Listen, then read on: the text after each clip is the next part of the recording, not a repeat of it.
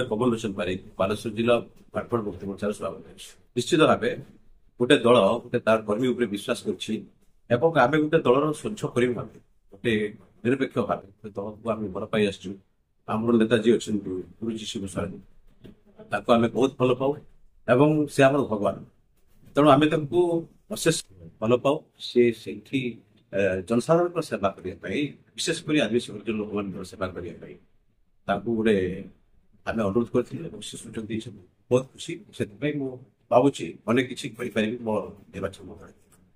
ବସ୍ତାର ଦୀର୍ଘ ଯଦି 23 ବର୍ଷ କୁହାଯିବ, ଯଦି ସରକାର ବର୍ତ୍ତମାନ ଯୋଉ ଅଛି ଷ୍ଟେଟ୍ ଗଭର୍ଣ୍ଣମେଣ୍ଟ, ଏ ଭିତରେ କିଛି ଗୋଟେ ଆଖି ଦୃଶ୍ୟ କାମ ନାହିଁ, ସମ୍ପୂର୍ଣ୍ଣ ନାହିଁ କହିଲେ ଚଳିବ। ଆମେ ଦେଖିବୁ ଯଦି ଗମନାଗମନ ସେକ୍ଟରରେ ଆମେ ଚିନ୍ତା କରୁ, ତାହେଲେ ଏଠି ଯୋଉ ରେଲରେ ବ୍ୟାପକ ବ୍ୟବସ୍ଥା ଅଛି।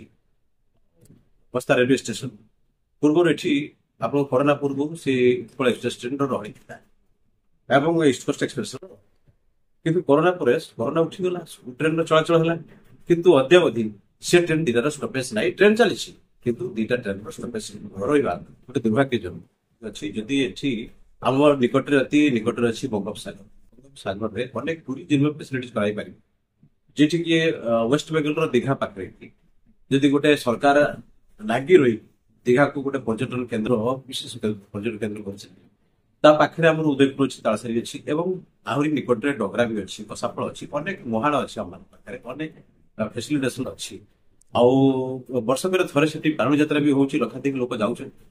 ତାକୁ ଗୋଟେ କମ୍ୟୁନିକେସନ କରାଇପାରନ୍ତା, ଗୋଟେ ପେଥଲୋଟି ଠାରୁ ଗୋଟେ ଏନ୍ଏଚ ର ପ୍ରାଧାନ୍ୟ କରାଯାନ୍ତା ସିଧାସଳଖ ଚନ୍ଦ୍ରେଶ୍ୱର ଦୀଘା ଏବଂ ଗୋଟେ ରାଜୁର ଯୋଉ ଏୟାରପୋର୍ଟଟା ଅଛି ମୟୂରଭଞ୍ଜର ଅତି ନିକଟରେ ଆମର 10-15 କିଲୋମିଟର ହବ, ସେଠୁ ଗୋଟେ ନ୍ୟାସନାଲ ହାଇୱେ ପ୍ରାଧାନ୍ୟ କରି କସାଫଳ ପର୍ଯ୍ୟନ୍ତ ନେଇପାରନ୍ତା, ଡଗରା ପର୍ଯ୍ୟନ୍ତ ନେଇଯାଇପାରନ୍ତା, ଯାହାଫଳରେ କି ଏବଂ ସେଠି ସରକାର କୋଟି କୋଟି ଟଙ୍କାର 5,000 କୋଟି ଟଙ୍କାର ଗୋଟେ ସେଠି ପ୍ରୋଜେକ୍ଟ ଲଗେଇକରି ଟୁରିଜିମର ଗୋଟେ ଫେସିଲିଟେସନ କରାଯାନ୍ତା।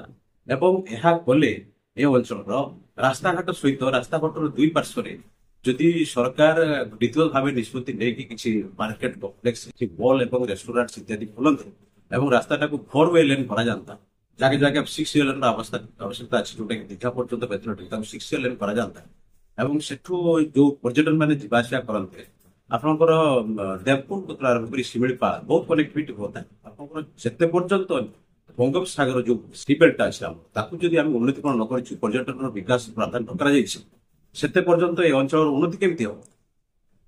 କିଛି ପିଲା ଯୋଉମାନେ ଅଛନ୍ତି ବେକାର, ସେମାନେ ମଧ୍ୟ ଗୋଟେ ଆତ୍ମନିଯୁକ୍ତି ପାଇଯିବେ, ପରୋକ୍ଷ ହଉ ପ୍ରତ୍ୟକ୍ଷ ହଉ, ସେମାନଙ୍କର ନିଯୁକ୍ତି ମଧ୍ୟ ସମ୍ଭବ ହେଇଯିବ ଏବଂ ଟୁରିଜିମ ସେକ୍ଟରରେ ରେଭିନ୍ୟୁ ସରକାର ଅନେକ ପାଇବେ। ଇଏ ଗୋଟେ ଜିନିଷ ରହିଛି। ତାପରେ ଅନେକ ବସ୍ତାର ସମସ୍ୟା, ଏଜୁକେସନ ବିଭାଗ ଦେଖତେ ଗଲେ ବସ୍ତାର ଗୋଟେ ବସ୍ କଲେଜର ଆବଶ୍ୟକତା ଅଛି, ଯୋଉଟା କି ବର୍ତ୍ତମାନ ସୁଦ୍ଧା କରାଯାଇ ପାରି ନାହିଁ ଏବଂ ରେଲରେ ଯୋଉ ଓଭରବ୍ରିଜ ର ସମସ୍ୟା ଅଛି, ବର୍ତ୍ତମାନ 4-4ଟା ଯୋଉ ଗେଟ୍ଟା ପଡୁଛି, ଓଭରବ୍ରିଜ 2ଟାର ଆବଶ୍ୟକତା ଅଛି। ଗୋଟେ ବି ଓଭରବ୍ରିଜ ବର୍ତ୍ତମାନ ରେଲ ଉପରେ ସମ୍ଭବ ହେଲା ନାହିଁ। ଯୋଉମାନେ କି ଫାୟାର ଗାଡି ନେଇକି ଯିବେ, ଆଗକୁ ଗୋଟେ ଏମର୍ଜେନ୍ସି ହେଇଗଲା ବା ଗୋଟେ ପେସେଣ୍ଟ ନେଇକି ଜଣେ ଆମ୍ବୁଲାନ୍ସ ଆସୁଛି, ସେ ସେଠି ଗେଟ୍ ପାଖରେ ଅଟକି ରହୁଛି, ଯାହାଫଳରେ କି ସେ ପେସେଣ୍ଟ ମୃତ୍ୟୁବରଣ କରୁଛି। ଏସବୁ ଜିନିଷକୁ ବାରମ୍ବାର ଲୋକ ଦେଖୁଛନ୍ତି, ବାରମ୍ବାର ଲୋକ ପ୍ରତ୍ୟେକ ଦିନ ହଜାର ହଜାର ସଂଖ୍ୟକ ଲୋକ ନିଜର ସମୟ ବର୍ବାଦ ହଉଛି, ଯାହାଫଳରେ କି ଗୋଟେ ବିକାଶ ମୁଖୀ ଆମର ବସ୍ତାର ଗୋଟେ ପ୍ରତିବନ୍ଧକ ସୃଷ୍ଟି ହୁଏ। ସେଭଳି ଅନେକ ଜିନିଷ ଅଛି, ଯୋଉଟା କି ଆମର ଆଦିବାସୀ ଆବାସିକ ବିଦ୍ୟାଳୟ, ଆପଣଙ୍କର ଗୋଟେ ଆଦର୍ଶ ବିଦ୍ୟାଳୟ ଯଦି ବି ଯାଇକି ଭେଲୋରା ପାଖରେ ହେଇଛି, କିନ୍ତୁ ବସ୍ତାରେ ଏକଲବ୍ୟ ସ୍କୁଲ କରାଯାଇପାରେ, ଯୋଉଟା କି +2 ପର୍ଯ୍ୟନ୍ତ ଅଛି। ବାଲିଆପାଳରେ ମଧ୍ୟ ଏକଲବ୍ୟ ସ୍କୁଲ ବା କଲେଜ କରାଯାଇପାରେ। ଅନେକ ଜିନିଷ ଅଛି। ତାପରେ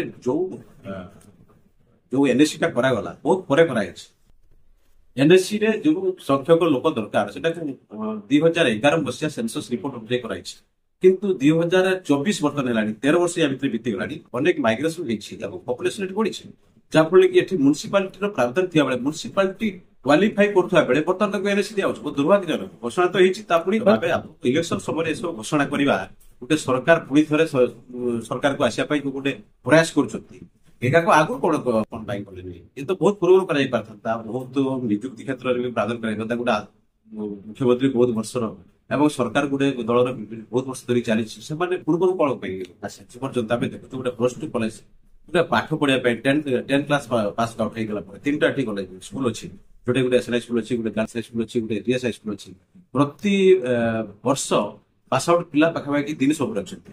ସେ ପିଲାମାନଙ୍କ ପାଠ ପଢିବା ପାଇଁ ଯଦି ଅମରଦାରୁ 5-8 କିଲୋମିଟର ଯିବାକୁ ପଡେ, ଯଦି ଆପଣଙ୍କର ରାଜସୁନ୍ଦରପୁର 10 କିଲୋମିଟର 15 କିଲୋମିଟର ଯିବାକୁ ପଡିବ, ଯଦି ରୁଷା ଯିବେ ଆପଣ 15-20 କିଲୋମିଟର ଦୂର ଏବଂ ଜାମଶୁଳି ଯିବାକୁ ପଡିବ ସେ ବି 10-12 କିଲୋମିଟର। ଏତେ ଦୂରକୁ ଯାଇକି ପିଲାମାନେ ପୁଅ ପିଲାମାନେ ତ ପଢିପାରନ୍ତି, ଝିଅ ପିଲା ତ ଦୂର କଥା। ତେଣୁ ଏଠି କଲେଜର ଆବଶ୍ୟକତା +2 ନହେଲେ ତ ଆଜିକାଲି ଗୋଟେ ଚାକିରି କ୍ଷେତ୍ରରେ ବି ଆପଣ ଆପ୍ଲାଏ କରିପାରିବେନି, କୌଣସି ଆପଣଙ୍କର ଏକ୍ଜାମ ଦେଇପାରିବେ ନାହିଁ କି ଗୋଟେ କୋଚିଂ ନେଇପାରିବେ ନାହିଁ, ଅନେକ ଜିନିଷ ହେଲାଣି। ତେଣୁ ତାକୁ ଗୋଟେ +2 କଲେଜରେ ଆବଶ୍ୟକତା ଅଛି, ତାକୁ କରାଯାଇନି, ଯାହାଫଳରେ କି ଏଠି ଭିତ୍ତିଭୂମି ଏତେ ମାତ୍ରାରେ ଦୁର୍ବଳ ହେଇଛି ଏବଂ ନିଶା ଯୋଉଟା କି ଅଶିକ୍ଷିତ ସାମାଜିକ ଏରିଆଟା ନିଶାର ଅତ୍ୟଧିକ ପ୍ରସାର ପ୍ରସାର ହଉଛି, ତା ଫଳରେ କି ହିଂସା ବି ବଢୁଛି। ତେଣୁ ନିଶାକୁ ସମ୍ପୂର୍ଣ୍ଣ ରୂପେ ଉଚ୍ଛେଦ କରାଯିବା ଦରକାର ଏବଂ ହିଂସା ନିଶ୍ଚିତ ଭାବେ କମିଯିବ। ଏବଂ ରାସ୍ତାଘାଟ କମ୍ୟୁନିକେସନର ଆବଶ୍ୟକତା ଅଛି। ସ୍ୱାସ୍ଥ୍ୟ କ୍ଷେତ୍ରରେ ଦେଖନ୍ତୁ, ଏଠି ଯୋଉ ଗୋଟେ ବିଜିବିଏସ୍ ହସ୍ପିଟାଲ ଅଛି, ବିଜିବିଏସ୍ ହସ୍ପିଟାଲରେ ଡାକ୍ତରଙ୍କର ବର୍ତ୍ତମାନ 23 ବର୍ଷ ଧରିକି, ଯୋଉଟା କି ଆପଣଙ୍କର ଓଡିଶା ସରକାର 23 ବର୍ଷ ଧରି ସରକାର କଲାଣି ଏବଂ ଆଜି ପର୍ଯ୍ୟନ୍ତ ସେ ପ୍ରକାର ପ୍ରାଧାନ୍ୟ କରିପାରୁନାହିଁ। ଗୋଟେ ଡାକ୍ତର ପୂର୍ବରୁ ଥିଲେ, ବିଭିନ୍ନ ବିଭାଗରେ ଡାକ୍ତର ଥିଲେ, ଆପଣଙ୍କର ONG ରେ ଥିଲେ, ମେଡିସିନ ରେ ଥିଲେ, ସର୍ଜରୀ ଥିଲେ ଏବଂ ଚାଇଲ୍ଡ ରେ ଥିଲେ, ଫୁଲ ଫେଜର ଡାକ୍ତର ଥିଲେ, 8-10 ଜଣ ସ୍ପେଶାଲିଷ୍ଟ ଡକ୍ଟର ସେମାନେ ବସ୍ତାରେ ରହୁଥିଲେ ଏବଂ ବସ୍ତାରେ ପିଲା ଛୁଆ ନେଇ ରହି ତାଙ୍କର ପିଲାମାନେ ମଧ୍ୟ ହାଇସ୍କୁଲରେ ପଢିକି ସେମାନେ ମଧ୍ୟ ଡାକ୍ତର ହେଲେ। ତେଣୁ ସେ ଜିନିଷଟା କାହିଁକି ଆଜି ପର୍ଯ୍ୟନ୍ତ, ତା ପୂର୍ବରୁ ଯୋଉ ସରକାର ଥିଲେ ଏବଂ ସେଠି ଡାକ୍ତର ରହୁଥିଲେ, କିନ୍ତୁ ଏଇ 23 ବର୍ଷ ଭିତରେ ଆପଣ ଦେଖନ୍ତୁ ହସ୍ପିଟାଲ ଖାଲି ପଡିଛି। ହସ୍ପିଟାଲର ଅର୍ଥ କଣ? ସ୍ୱାସ୍ଥ୍ୟ ସେବା ମୁଖ୍ୟତଃ, ଡାକ୍ତର ରିଲେସନ ସ୍ୱାସ୍ଥ୍ୟ ସେବା ହବ। ଆପଣ କିଛି ଗୋଟେ କରି ପକେଇବେ, ଚୂନ ମାରିଦେବେ, ରଙ୍ଗ ମାରିଦେବେ, ସେଥିରେ କିଛି ଆସି ନାହିଁ, ସେଥିରେ ପେସେଣ୍ଟର କୌଣସି ରୋଗୀ ଟ୍ରିଟମେଣ୍ଟ ହେଇପାରିବ ନାହିଁ। ଆପଣଙ୍କୁ ରୋଗୀ ଟ୍ରିଟମେଣ୍ଟ କରିବା ପାଇଁ ହେଲେ ଡାକ୍ତରଖାନାରେ ଡାକ୍ତର ପର୍ଯ୍ୟାପ୍ତ ରଖିବାକୁ ପଡିବ ଏବଂ ତାର ପଦବୀ ସମ୍ପୂର୍ଣ୍ଣ ପୂରଣ କରିବାକୁ ପଡିବ ଏବଂ ସେମାନେ କ୍ୱାର୍ଟରରେ ରହିବା ଦରକାର, ଇମର୍ଜେନ୍ସି ସମୟରେ ସେମାନେ ଯାଇକି ରୋଗୀ ସେବାଟା କରିପାରିବେ। ଏ ଜିନିଷ କ୍ଷେତ୍ରରେ ସରକାର କୌଣସି ପ୍ରକାରେ 23 ବର୍ଷ ଧରି ଏହାର କୌଣସି ସୁବିଧା କରିବାର ନାହିଁ। ତେଣୁ ଆଗାମୀ ଦିନରେ ଯୋଉ ପ୍ରକାର ଇଲେକ୍ସନ ଆସୁଛି, 2024 ଇଲେକ୍ସନ, ସରକାର କହିବେ ମୁଁ ଲଢିବି, ଆଉ ଦଳ କହିବି ଗୋଟେ ମୁଁ ଲଢିବି, ସେ ଦଳ କହିବ ମୁଁ ଲଢିବି, ଲଢିବାକୁ କାହାକୁ ମନା ଅଛି? ନେତା ମାନେ ଲଢୁଛନ୍ତି, ସେମାନଙ୍କର ଗୋଟେ ଭିଜନ ରହିବା ଦରକାର, ଗୋଟେ ଭିଜନ ରହିବା ଦରକାର ଯେ ଆମେ କଣ କରିବୁ। ନେତା ଆସୁଛନ୍ତି, ଲଢୁଛନ୍ତି, ତାପରେ ଘର ଧରି ଯାଉଛନ୍ତି, ନା ବିଧାନସଭାରେ କୌଣସି ବାବଦରେ କ୍ୱେଶ୍ଚନ ଉଠୁଛି, ନା କୋଉ ବାବଦରେ ସେ ଗୋଟେ ସଲ୍ୟୁସନ ବାହାର କରିପାରିବେ। କାର୍ଯ୍ୟକାରୀ କିଛି ନାହିଁ, ପ୍ରତିଶ୍ରୁତି ଯାହା ତାଙ୍କର କରନ୍ତି, ଯାହା କିଛି ଓଡିଶାରେ ହଉଛି, ଉତ୍ତର ବାଲେଶ୍ୱର ତ ସର୍ବନାଶ ହେଇଯାଇଛି, ଯାହା କିଛି ଓଡିଶାରେ ହଉଛି ତ ସେ ପୁରୀ ଜିଲ୍ଲାରେ ହବ, ଗଞ୍ଜାମ ଜିଲ୍ଲାରେ ହବ, କଟକ ଜିଲ୍ଲାରେ ହବ, ଖୋର୍ଦ୍ଧା ଜିଲ୍ଲାରେ ହବ, ଏଇ 4ଟା ଜିଲ୍ଲା ଆଉ କିଛି ପଶ୍ଚିମାଞ୍ଚଳରେ ବର୍ତ୍ତମାନ ସେଇ ସବୁ ଜାଗାରେ ଜୋର ଧରୁଛି।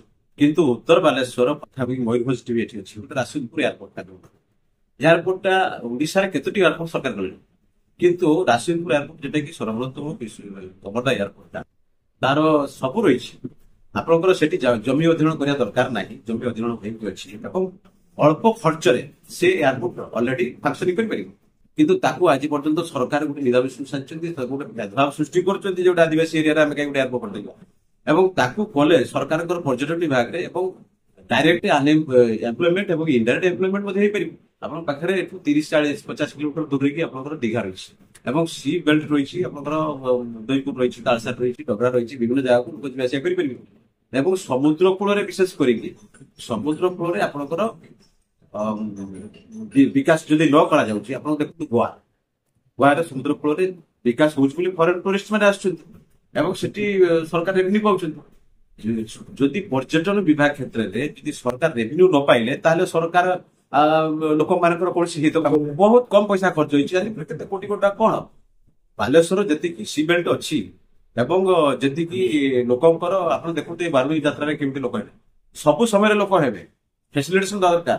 5,000 କୋଟି ଟଙ୍କା ଦଉନାହାନ୍ତି ଏଠି ତାଳସାରରେ, 5,000 ଟଙ୍କା 5,000 କୋଟି ଟଙ୍କା ଦଉନାହାନ୍ତି ଏଠି ଆମର ଡଗରାରେ।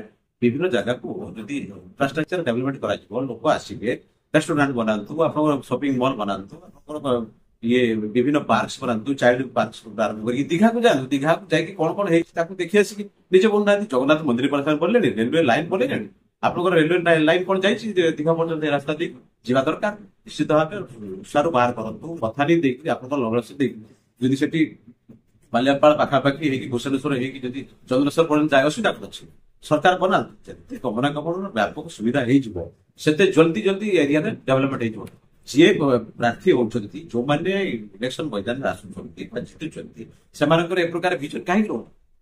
ଯାହାଫଳରେ କି ନିଜ ଏରିଆ କଣ ନିଜ ଲୋକଙ୍କୁ ଠକିବା କଥା। ଆଜ୍ଞା ଆମେ ଭୋଟଟେ ମାଗିବୁ ଯାଇକି, ଲୋକ ଦେବେ, ଭରସା କରୁଛନ୍ତି ଲୋକ ଆମକୁ ଭୋଟଟା ଦେବା ପାଇଁ। ଯେତେବେଳେ ଭରସା ତୁଟିବା କାହିଁକି? ଆମେ ଯଦି ଏହା ନ କରିପାରୁଛେ, ଯଦି କିଛି ଲୋକଙ୍କର ସେବା କରିପାରୁନେ ବିଧାୟକଟା ହେଲେ, ତାହେଲେ ସ୍ୱମତେ ଆମେ ରେଜିଗ୍ନେସନ ଦେବା ଦରକାର। ପୁଣି ଥରେ ଇଲେକ୍ସନ ହଉ, ତାର କିଏ କଣ କରିବ? ଲୋକଙ୍କୁ ଠକିବା ଦରକାର ନାହିଁ। ତେଣୁ ଲୋକଙ୍କୁ ତ ଥରେ ଡେମୋକ୍ରେସି ସିଷ୍ଟମ ଅଛି, ଭୋଟ ଦେବାକୁ ଯିବାକୁ ପଡେ। ବୋଥରେ ଲମ୍ବା ଲାଇନରେ ଠିଆ ହେବାକୁ ପଡିବ ଏବଂ ଭୋଟ ଦେବାଟା ଯେହେତୁ ତାଙ୍କର ଅଧିକାର ଅଛି, ତେଣୁ ସିଏ ବି ଗୋଟେ ଠିଆ ହେଇଯାଉଛି, କୋଉ ଦଳର ଠିଆ ହେଇଯାଉଛି, ସିଏ ପାରେ ନ ପାରେ ପ୍ରତିଶ୍ରୁତି ଦେଇକି ପୁଣି ଫେଲ ହେଇକି ପୁଣି ଆଉଥରେ ଆସିକି ଛିଡା ଲୋକ ବାଧ୍ୟ ହେଇକି ଭୋଟ ଦେବାକୁ ଯିବେ। ତା ଭିତରେ ଯଦି ସବୁ ଯଦି ଅପାରଗ ଗୁଡାକ ଛିଡା ହେବେ, ସେଇ ଅପାରଗକୁ ଜଣେ ପଛା ହବ ନା ଆଉ କଣ କରିବେ? ତେଣୁ ଲୋକ ନିରୁପାୟ ଅଛନ୍ତି। ସେମାନେ ନିଜ ମତେ ଯଦି ଯିବାକୁ ଗଲେ ଦେଖିଲେ ଯେ ସବୁ ଗୁଡାକ ଯଦି ଅନୁପଯୁକ୍ତ ବା ସେମାନେ ତାଙ୍କର ଯୋଗ୍ୟତା ନାହିଁ, 3 ଜଣ ଯାକ ଠିଆ ହେବେ।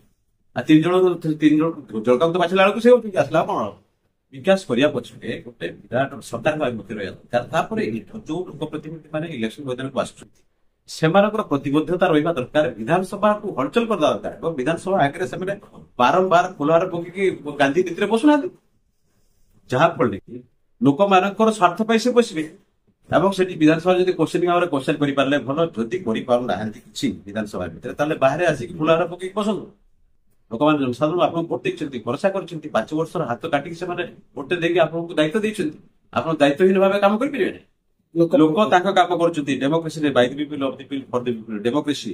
ଆପଣଙ୍କର ଆପଣ ଯେ ଭୋଟ ଦେଇଯିବେ, ଦେଇକି ଦେଶର ଶାସନକର୍ତ୍ତା ହେଇଯିବେ, ଦେଇକି କାହା ହାତରେ ଆଉ ଗୋଟେ ଶାସନ ଭାର ଦେଇଦେବେ, ସିଏ ଡେମୋକ୍ରାଟିକ ୱେରେ ବି ନିର୍ବାଚିତ ହେଇନଥିବ। ଏଇଟା କଣ ମୋଗଲ ସମ୍ରାଟ ନା କଣ? ମୋଗଲ ସମ୍ରାଟ ସମୟରେ କଣ ଥିଲା, ଯଦି ମୋଗଲ ରାଜା ଜଣେ ରୋଗଗ୍ରସ୍ତ ହେଇଯାଉଥିଲେ ବା ବୟସ୍କ ହେଇଯାଉଥିଲେ, ସିଏ ଗୋଟେ କାହାକୁ ପଦବୀରେ ନେଇ ଆସୁଥିଲେ ଏବଂ ରାଜ୍ୟାଭିଷେକ କରିଦଉଥିଲେ। ଏଠି ରାଜ୍ୟାଭିଷେକ କରାଯାଇପାରିବ ନାହିଁ, ଆପଣ ତ ରାଜ୍ୟାଭିଷେକ ଭଳିଆ କାମ କରୁଛନ୍ତି।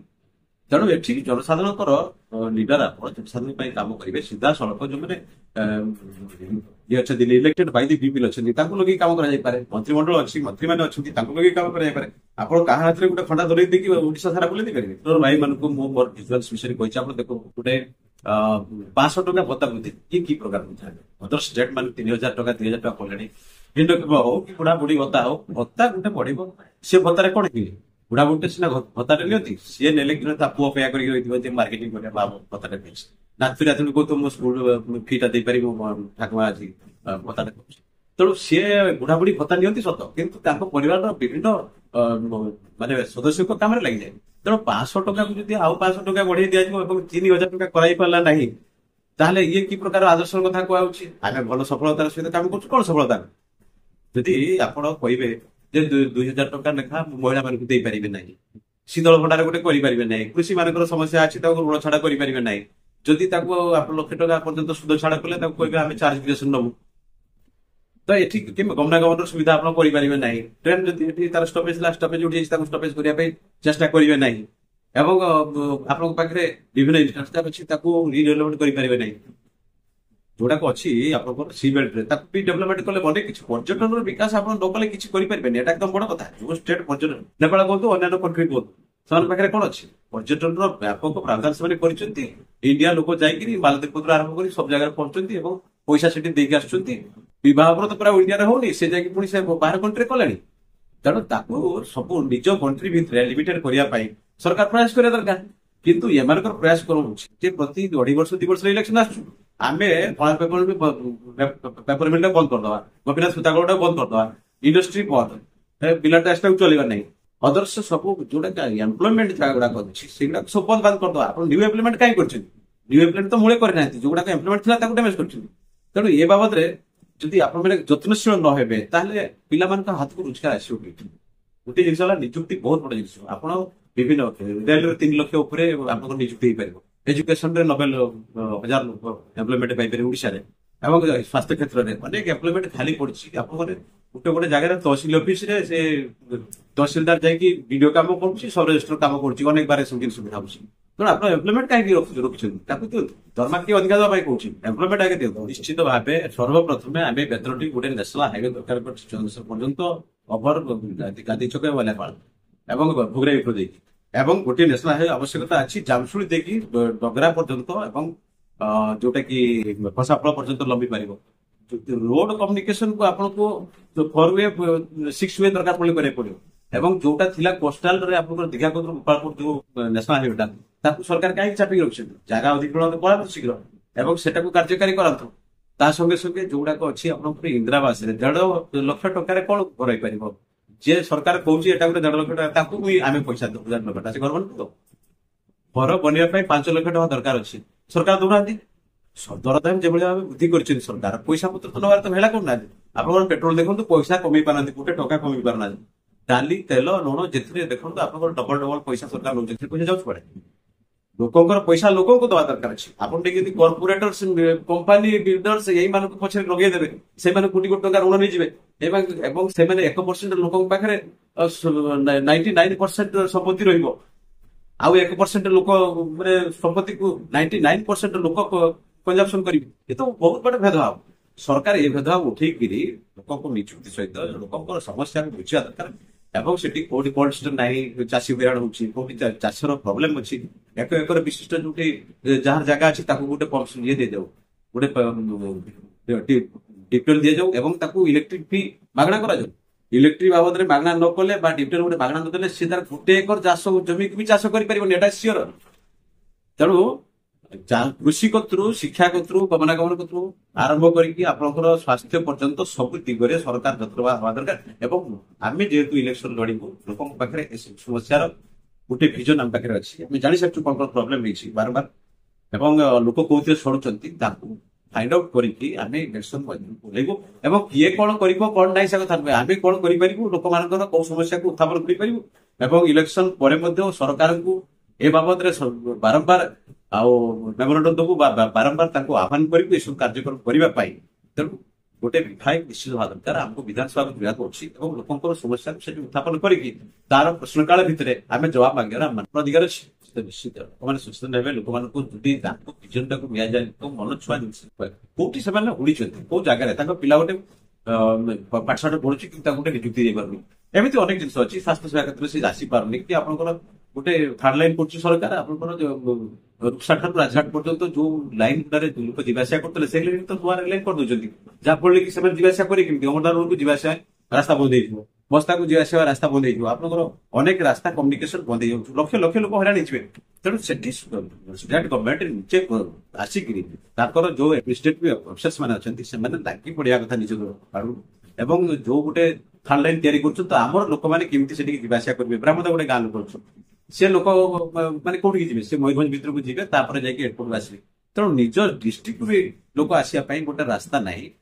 ଆବଶ୍ୟକ ପଡିଲା ଗୋଟେ ହସ୍ପିଟାଲକୁ ଆସିବ, ଗୋଟେ ରୋଗୀ ଗୋଟେ ମୋଟରସାଇକେଲରେ ବସି ନେଇକି ଆସିବା ପାଇଁ ସେଠି ରାସ୍ତା ନାହିଁ, ଅମରନାଥକୁ କନେକ୍ସନ ନାହିଁ।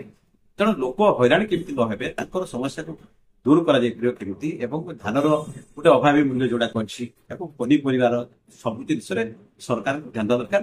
ଏବଂ ସିଏ କରୁନଥିଲେ ମଧ୍ୟ ଆଜି ଆମେ ନିଜ ଆଡୁ ଗୋଟେ ନମିନେସନ କରିକିରି ସରକାରଙ୍କୁ ବ୍ୟତିବ୍ୟସ୍ତ କରିବା ପାଇଁ, ସରକାରଙ୍କର ବିଧାନସଭାକୁ ବସିକିରି ୟାର ଗୋଟେ ଆଶୁ ସମାଧାନ କରିବା ପାଇଁ ଆମେ ମାନେ ଲଗାତାର ପ୍ରୟାସ କରିବା ପାଇଁ ଗୋଟେ ବ୍ୟକ୍ତିଗତ ଭାବେ ଆମକୁ ଯୋଉ ଦଳ ଗୋଟେ ବିଶ୍ୱାସ କରିଛି ସେଥିପାଇଁ ବହୁତ ଖୁସି। ଆଉ ଆମ ଦଳପତି ଯୋଉ ଶିବସରରେ ଅଛନ୍ତି ତାଙ୍କର ବାସ୍ତବିକ ତାଙ୍କର ପ୍ରେରଣା ଆମମାନଙ୍କୁ ଆଗକୁ ଦିଗଦର୍ଶନ ଦେଖେଇବ।